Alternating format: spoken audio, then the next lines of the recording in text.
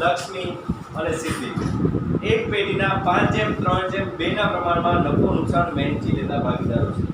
તો અહીંયા એનું જૂનું પ્રમાણ આપેલું છે 5:3:2.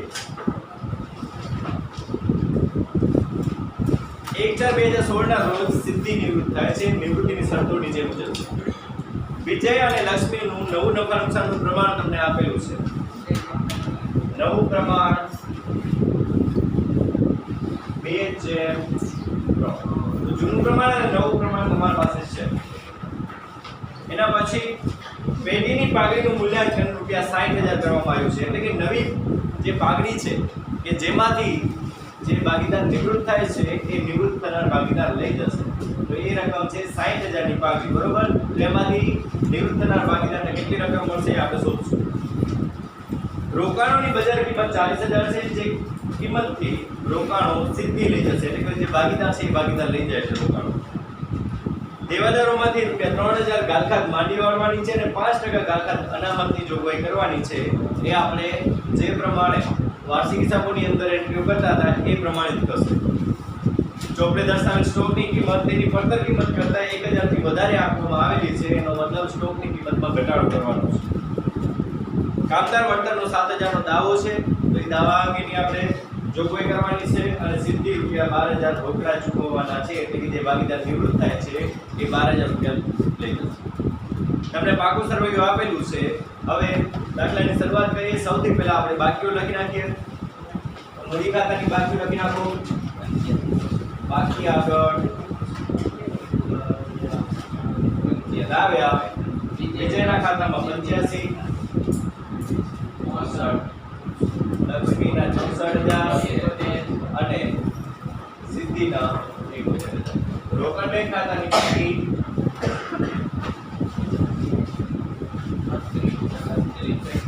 36,000.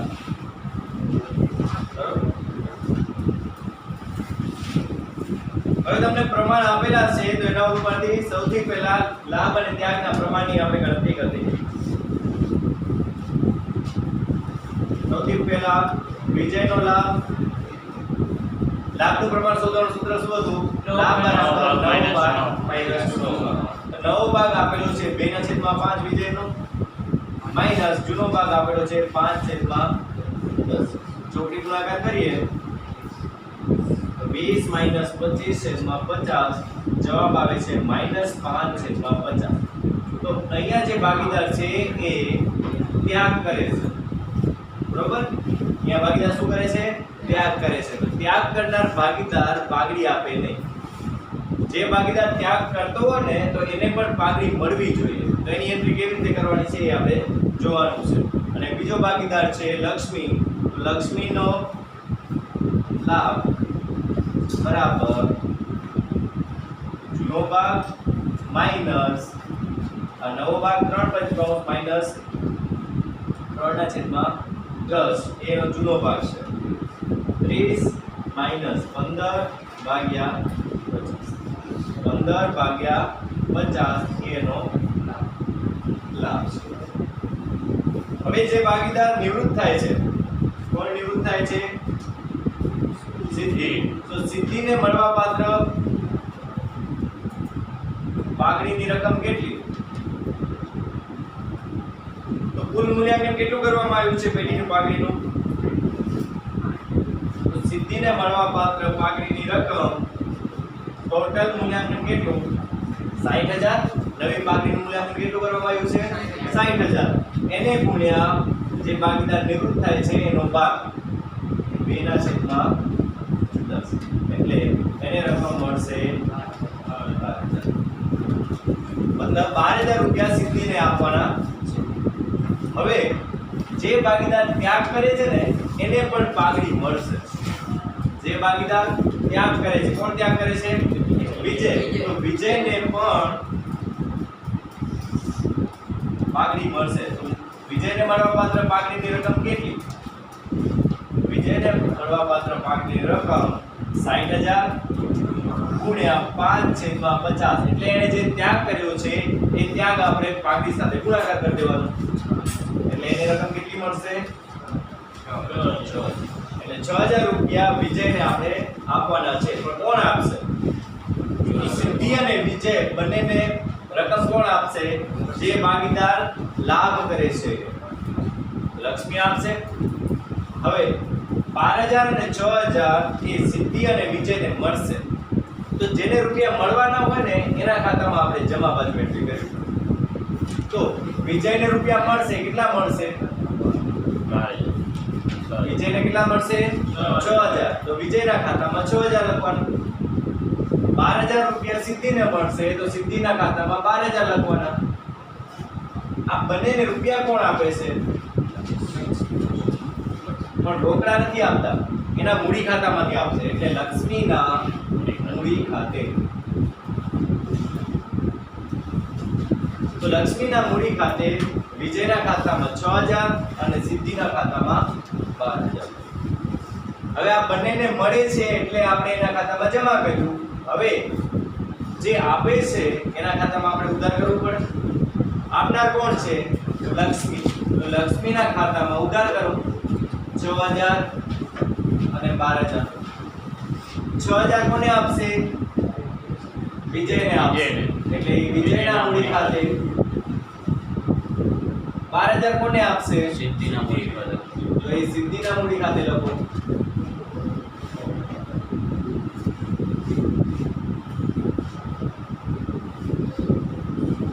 એટલે 6000 અને 12000 ની નોંધ એનામાં કરવાની. બરોબર? તો જેને મળે છે એના ખાતામાં આપણે જમા કર્યું. જે આપે છે એના ખાતામાં આપણે ઉધાર બાજુ નોંધ કરી. સમજાઈ ગયું? ચલો એના પછી રોકાણોની બજાર કિંમત 40000 છે. જે રોકાણો સિદ્ધિ લઈ જશે. રોકાણોની બજાર કિંમત કેટલી કહેવામાં આવી છે? 40000. તો ચાલો જૂની કિંમત કેટલી છે? રોકાણોની જૂની કિંમત છે 60000. રોકાણોની જૂની કિંમત કેટલી છે? 60000. એ 60000 માંથી 40000 હવે રહી છે. એનો મતલબ 20000 નો ઘટાડો થયો છે. તો જ્યારે પણ રોકાણ વધઘટ અનામત હોય એ આપણે એમાંથી કાઢી નાખવાનું. રોકાણોની અંદર કંઈ પણ વધઘટ થઈ હોય તો અનામત જોઈ લેવાની. અનામત છે 15000 આપે. આપણે 20000 નો ઘટાડો થયો છે પણ આપણા પાસે અનામતની જોગવાઈ કેટલી? 15000. એનો મતલબ હજી 5000 ખૂટ્યા. હજી 5000 ખૂટે છે. 20000 નો ઘટાડો છે, સામે આપણે માત્ર 15000 ની જ અનામત છે એટલે 5000 હજી ખૂટે છે. તો જે ખૂટે છે રકમ એ 5000 રૂપિયા આપણે રોકાણ ખાતે ઉધાર બાજુ પુનઃમૂલ્યાંકન ખાતામાં દર્શાવશું. પુનઃમૂલ્યાંકન ખાતામાં ઉધાર બાજુ રોકાણ ખાતે રૂપિયા 5000 ની નોંધ કરશું. કારણ કે આપણા પાસે 15000 ની જ જોગવાઈ હતી. જો 20000 ની જોગવાઈ હોત તો આની અંદર નોંધ આવત નહીં. જો એનાથી વધારેની જોગવાઈ હોત તો રકમ જો અનામતની વધી હોત તો આપણે ભાગીદારો વચ્ચે વહેંચી લીધી હોત. પણ અત્યારે આપણા પાસે રકમ ઓછી છે અને ઓછી રકમ હોવાના કારણે એ આપણે પુનઃમૂલ્યાંકન ખાતામાં 5000 રૂપિયા. એના પછી 40000 રૂપિયાના જે રોકાણો છે એ શું કરે છે? સિદ્ધિ લઈ જાય છે. સિદ્ધિ લઈ જાય છે તો એનો મતલબ સિદ્ધિના ખાતામાં આપણે 40000 ની નોંધ કરી દેવાની. રોકાણ ખાતું. કારણ કે રોકાણ લઈ જાય છે તો જો લઈ જતા હોય તો એ મૂડી ખાતામાં ઉધાર બાજુ દર્શાવી દેવાનો. જે કાંઈ પણ લઈ જાય છે એ ઉધાર બાજુ આપવાનું. જે કાંઈ પણ લઈ જતા હોય એટલે ઉધાર બાજુ. તો હવે આ રોકાણો જે લઈ જાય છે 40000 પાકા સરવૈયામાં દર્શાવવામાં આવશે નહીં. કારણ કે આપણી પેટીમાંથી ગયા 40000 રૂપિયા આવશે.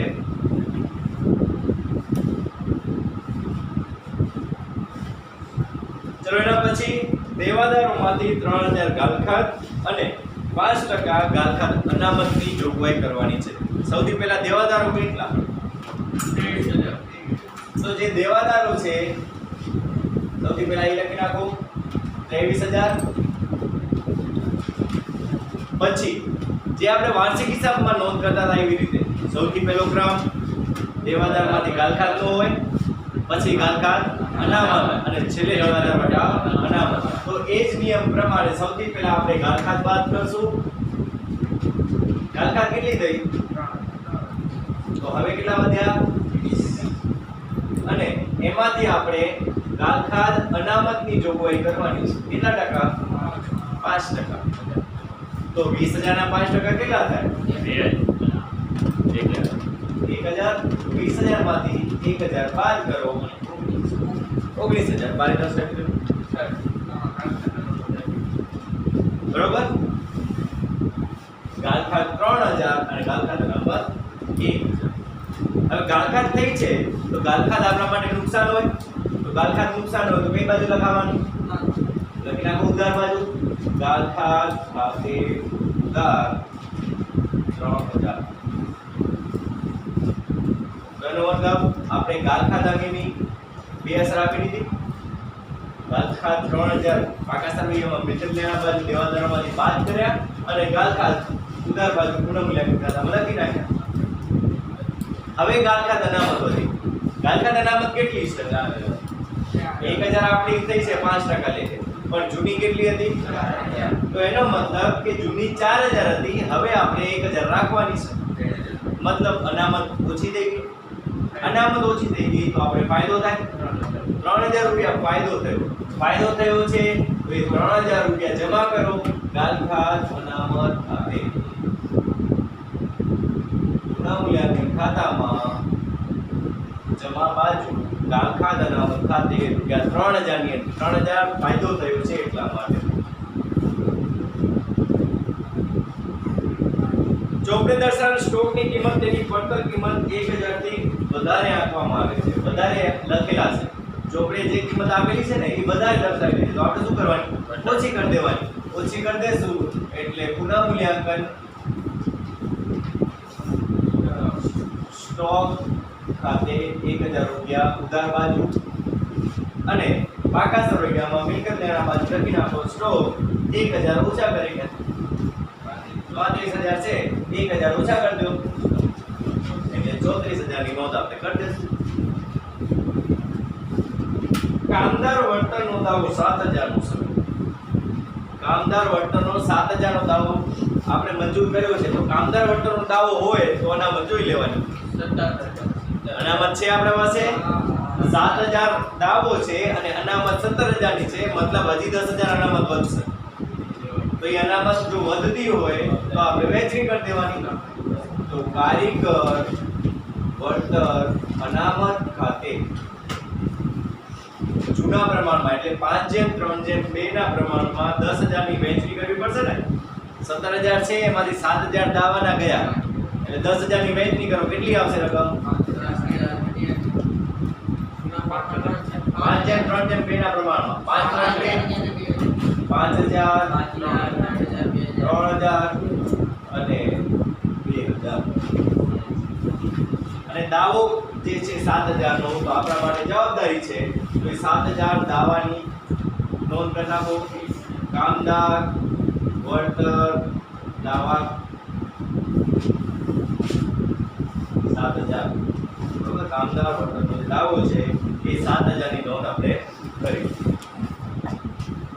સિદ્ધિને રૂપિયા 12000 રોકડા ચૂકવવાના છે. સિદ્ધિ જે ભાગીદાર જાય છે એને આપણે 12000 રૂપિયા આપવાના છે. તો એ લખી નાખીએ રોકડ ખાતે કારણ કે આપવાના છે. એ ઉધાર બાજુ સિદ્ધિના ખાતામાં 12000 રૂપિયાની નોંધ કરી દો.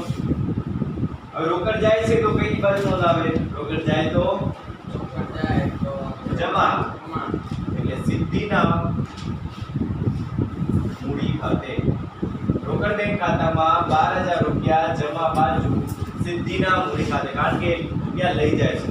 જો રૂપિયા આવતા હોય તો ઉધાર બાજુ કરવાના, જો રૂપિયા જતા હોય તો જમા બાજુ આપણે નોંધ કરવાની હોય. હવાલા પૂરા થઈ ગયા. હવે પાકા સરવૈયાની બાકીઓ જો મૂડી દેવા બાજુ મૂડી ખાતા. મૂડી ખાતા આવી ગયા છે. રોકાણ વધઘટ ભંડોળ. રોકાણ વધઘટ ભંડોળ પણ બાદ કરી નાખી છે આપણે કારણ કે 20000 નો ઘટાડો હતો એ 15000 એમાં જ લાગે. કામદાર વળતરનો દાવો હતો તો 7000 નો દાવો અને 10000 ની વહેંચણી કરી. લેણદારો આપણી જવાબદારી છે. સીધી મૂડી દેવા બાજુ આપણે લખી નાખશું લેણદારો 56000. પ્રોવિડન્ટ ફંડ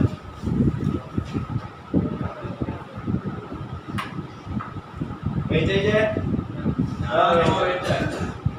કારણ કે આપણી એ જવાબદારી છે અને જવાબદારી હંમેશા પાકા સરવૈયામાં મૂકી દેવા બાજુ જેમ છે એમ આપણે લખી નાખવું. મિલકત લેણા બાજુ જમીન મકાન 1,30,000 છે, કયા વધઘટ છે નહીં, એટલે જેમ છે એ જ રકમ 1,30,000 ની આપણે રકમ લખી નાખી. યંત્રની અંદર કાંઈ વધારો ઘટાડો તમને આપેલો નથી, એટલે 70,000 ના યંત્રો જેમ છે એમને મૂકી દીધા. રોકાણો 60,000 ના છે, એ 60,000 માંથી 40,000 ના રોકાણો એ લઈ જાય છે અને 20,000 નો જે ઘટાડો છે એ આપણે નોંધી નાખ્યો, એટલે ફરી વખત નોંધ આવશે નહીં. સ્ટોકની કિંમતમાં 1000 રૂપિયાનો ઘટાડો છે એ આપણે દર્શાવી દીધું. દેવાદાર માઈનસ ગાળખાત અનામત પણ નોંધ કરી દીધી અને રોકડ ખાતાની બાકી પણ આપણે દર્શાવી દીધી છે. એટલે બધી એન્ટ્રીઓ થઈ ગઈ છે, માત્ર હવે ખાતાઓ બંધ કરવાના છે. 9,000 બે બાજુનો સરવાળો વધારે છે ઉધાર બાજુનો, તો ઉધાર બાજુનો સરવાળો 9,000, બીજી બાજુમાંથી બાદ કરો 6,000. તો એ 6,000 નું શું કરવાનું? હવે આ 6,000 આયા છે ને એ શું છે? ખોટ. ઉધાર બાજુનો સરવાળો વધારે હોવાથી શું કહેવાય? ખોટ. અને ખોટની એન્ટ્રી શું કરશું આપણે? મૂડી ખાતામાં. કયા પ્રમાણમાં? 5/3/2 ના પ્રમાણમાં. એટલે કેટલી રકમ મળશે?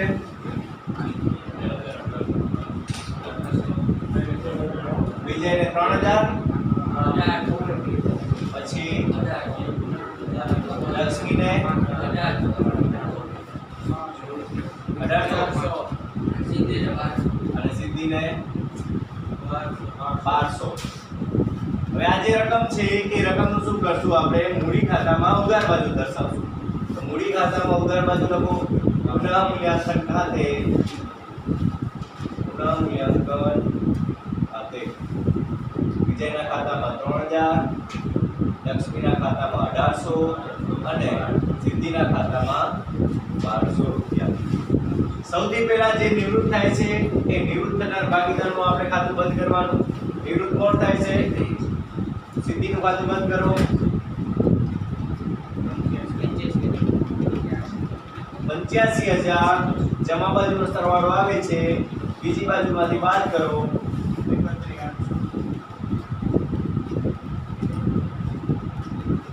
31,800.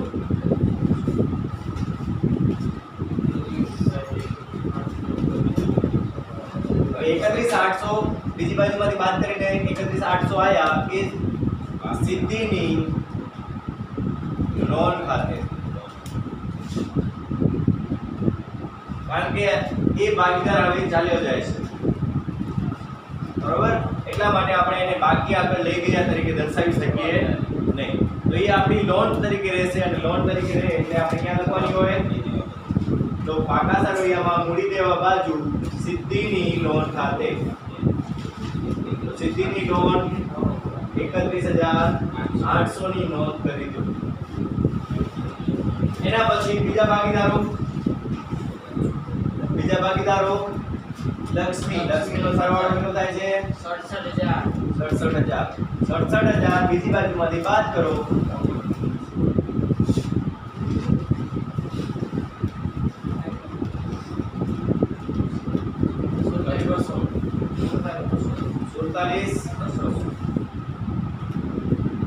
47,200 આવ્યા છે એ છે બાકી આગળ લઈ ગયા. ચલો એવી રીતે વિજયનો સરવાળો કરો 96,000 બીજી બાજુમાંથી બાદ કરો 93,000 અને આ 93,000 છે બાકી. એ આપણે દર્શાવી દઈશું મૂડી દેવા બાજુ મૂડી ખાતા તરીકે.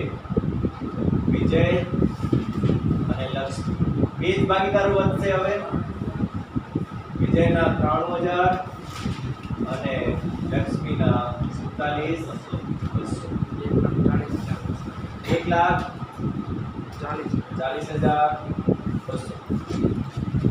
છેલ્લે પછી ડોક્ટર ખાતું બંધ કરો 36,000 માંથી 12,000 બાદ કરો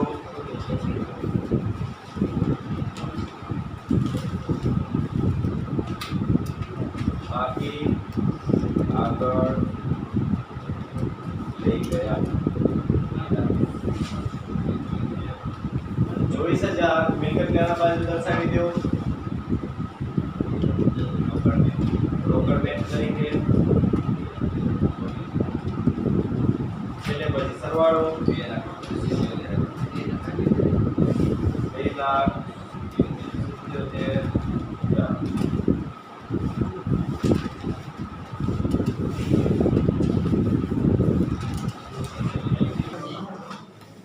દાખલા નંબર 8 જયા મમતા અને સ્મૃતિ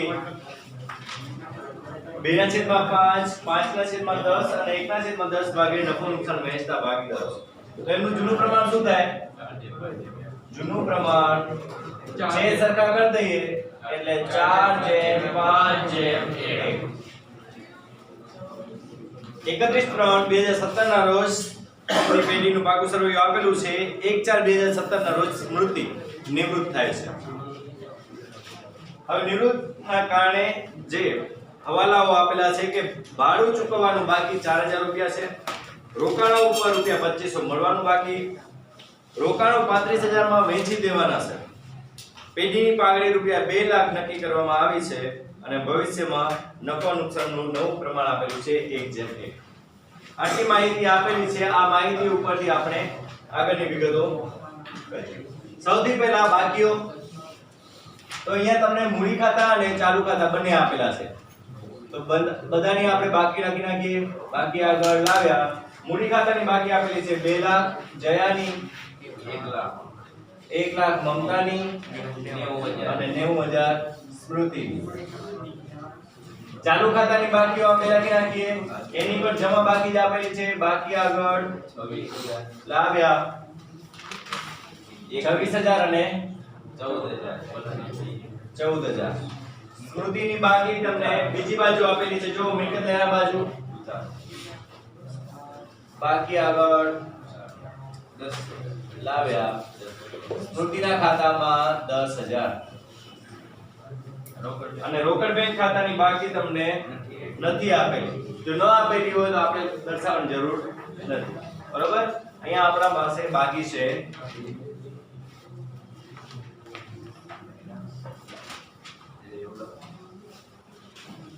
હવે હવાલાઓ જોઈએ સૌથી પહેલા ભાડું ચૂકવવાનું બાકી છે ભાડું ચૂકવવાનું બાકી હોય એટલે આપણા માટે નફો ઓછો થાય તો અહીંયા લખી નાખવાનું ચૂકવવાનું બાકી ભાડા ખાતે કેટલી રકમ છે 4000 તો એ 4000 નું ચૂકવવાનું બાકી ભાડું છે તો મૂડી દેવા બાજુ આપણે નોંધ કરશું ચૂકવવાનું બાકી ભાડું કેટલી રકમ 4000 મૂડી દેવા બાજુ કારણ કે આપણી જવાબદારી છે રોકાણો ઉપર વ્યાજ 2500 મળવાનું બાકી છે મળવાનું બાકી વ્યાજ મળવાની બાકી કોઈ પણ આવક આપણા માટે લાભ મળવાની બાકી વ્યાજ ખાતે કેટલી રકમ છે 2500 તો એ ક્યાં નોંધ આવશે મિલકત લેના બાજુ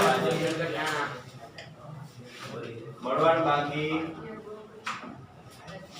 રોકાણોનું વ્યાજ 2500 2500 ની નોંધ આપણે કરવાની રોકાણો હવે 35000 માં વેચી દેવાના છે રોકાણો કેટલા છે 33000 ના રોકાણો છે પણ એ 35000 માં વેચી દેવાના છે તો એનો મતલબ 2000 નો ફાયદો થાય છે જો ફાયદો થતો હોય તો 2000 ની નોંધ આપણે ક્યાં કરશું પુનઃ મૂલ્યાંકનમાં રોકાણો ખાતે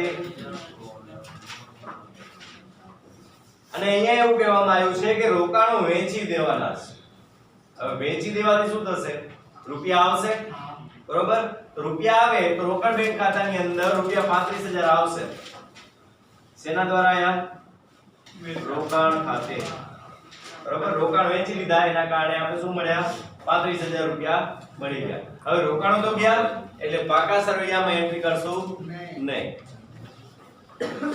પેઢીની પાઘડી 2 લાખ નક્કી કરવામાં આવી છે પેઢીની પાઘડી 2 લાખ રૂપિયા નક્કી કરવામાં આવી છે તો સૌથી પહેલા આપણે લાભ શોધી લેવાનો લાભ જયાનો કેટલો થશે તો જયાનો નવો ભાગ 1/2 માઈનસ જૂનો ભાગ 4/10 કેટલો આવશે 10 - 8 ભાગ્યા 20 2/20 બીજું મમતા 1/3 માઈનસ 5/10 શું આવશે 10 - 10 ભાગ્યા 20 0 એનો મતલબ કે લાભ એક જ વ્યક્તિ કરે છે તો જે લાભ કરે છે એ જ પાઘડી આપશે તો પાઘડી કેટલી મળવી જોઈએ જે સ્મૃતિ છે તો સ્મૃતિને મળવા પાત્ર પાઘડી તો 2 લાખ રૂપિયા મૂલ્યાંકન નક્કી થયું છે અને એનો હિસ્સો કેટલો છે 1/10 મતલબ 20000 રૂપિયા પાઘડી એને મળવી જોઈએ તો એ 20000 રૂપિયા પાઘડી કોણ આપશે જે ભાગીદાર લાભ કરે છે જયા તો અહીંયા જયા પાઘડી આપે છે તો પાઘડી આપનાર જયા છે અને મળે કોને છે સ્મૃતિને તો સ્મૃતિના ચાલુ ખાતાની અંદર 20000 ની નોંધ કરો અહીંયા લખો જયાના ચાલુ ખાતે એન્ટ્રી આવશે કારણ કે મૂડી ખાતાની બાકી સ્થિર પદ્ધતિની છે એટલે મૂડીની અંદર કોઈ ચેન્જ આવવો જોઈએ નહીં એટલે જયાના ચાલુ ખાતે 20000 અને 20000 જયાના ખાતામાં આપણે દર્શાવી દેવાના સ્મૃતિના ચાલુ ખાતે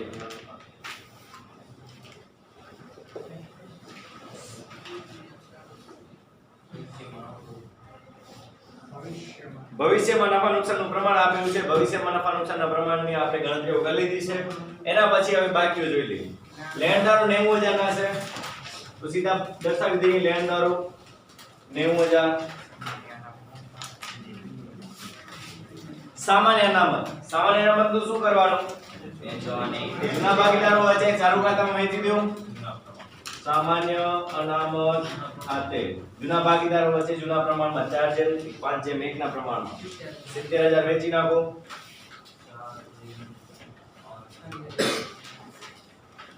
28000 35 અને 7 28000 35000 અને 7000 એમને મળવા જોઈએ મૂડી ખાતા અને ચાલુ ખાતાની બાકીઓ આપેલી છે એ દર્શાવી દીધી છે અને ગાલ ખાતે અનામત આપેલી છે સીધી આપણે ગાલ ખાતે અનામત દર્શાવી દઈએ ગાલ ખાત અનામત કેટલી છે 10000 એના પછી મિલકત લેના બાજુ પાઘડી આપેલી છે 30000 તો પાઘડીનું શું કરવાનું છે જૂના ભાગીદારો વચ્ચે માલી વાળો પાઘડી જૂની કેટલી રકમ છે 30000 હવે 30000 એટલે જયાના ખાતામાં 12000 મમતાના ખાતામાં 15000 અને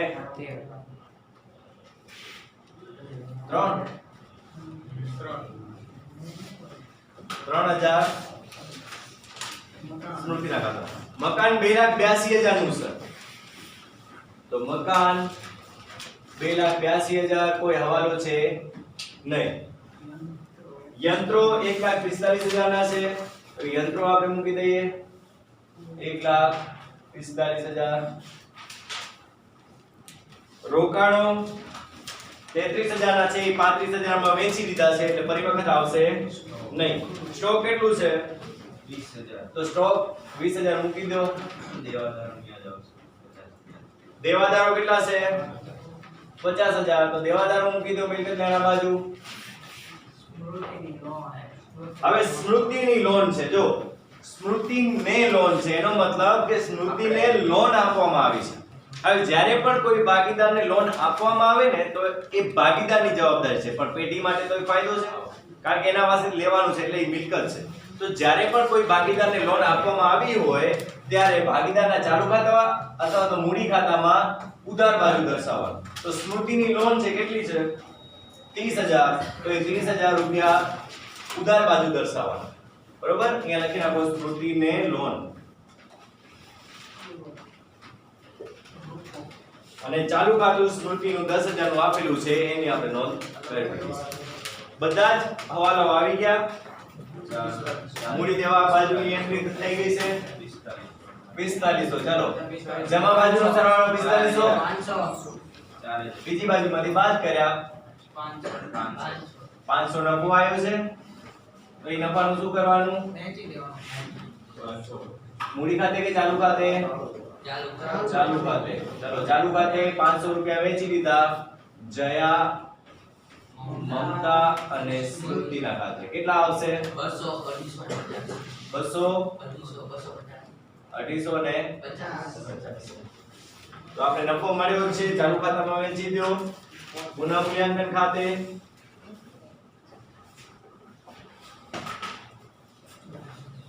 200, 250, 50 અને 50.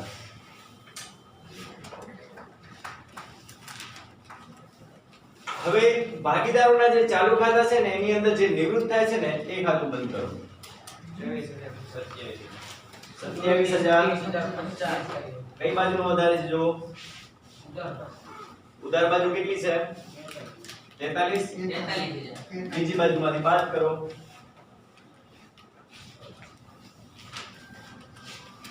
15950. હવે આ જે રકમ છે ને એ રકમ આપણે શું કરવાનું છે? ભાગીદારના મૂડી ખાતે લઈ જવાની છે. કયો ભાગીદાર છે? સ્મૃતિ. તો અહીંયા લખો સ્મૃતિના મૂડી ખાતે. એટલે આ 15950 આપણે સ્મૃતિના મૂડી ખાતામાં ઉધાર બાજુ લખવાના. અહીંયા લખવાનું સ્મૃતિના ચાલુ ખાતે. સ્મૃતિના ચાલુ ખાતે 15950. અને પછી સ્મૃતિના ખાતાની બાકી તો 90000. બીજી બાજુમાંથી બાદ કર દો. કેટલા આવશે? 74,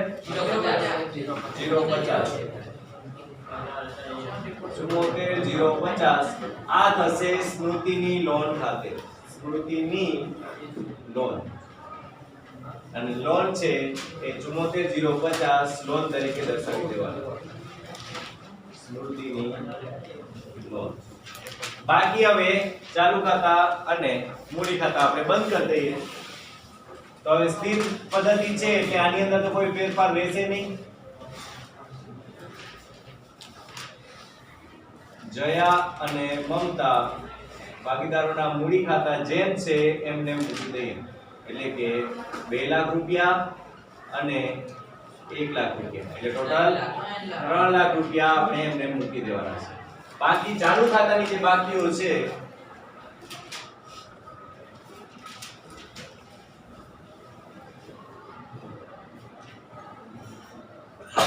એ ચાલુ ખાતાની બાકીઓ આપણે શોધવી પડશે. ચાલુ ખાતાની બાકીઓ શોધ્યા પછી આપણે એની બાકી દર્શાવી દેવાની પાકા સરવૈયામાં મૂડી દેવા અથવા તો મિલકત દેના બાજુ. જો જમા બાજુનો સરવાળો વધારે આવતો હોય તો મૂડી દેવા બાજુ આવશે અને જો ઉધાર બાજુનો સરવાળો વધારે આવતો હોય તો મિલકત દેના બાજુ દર્શાવી દેવા.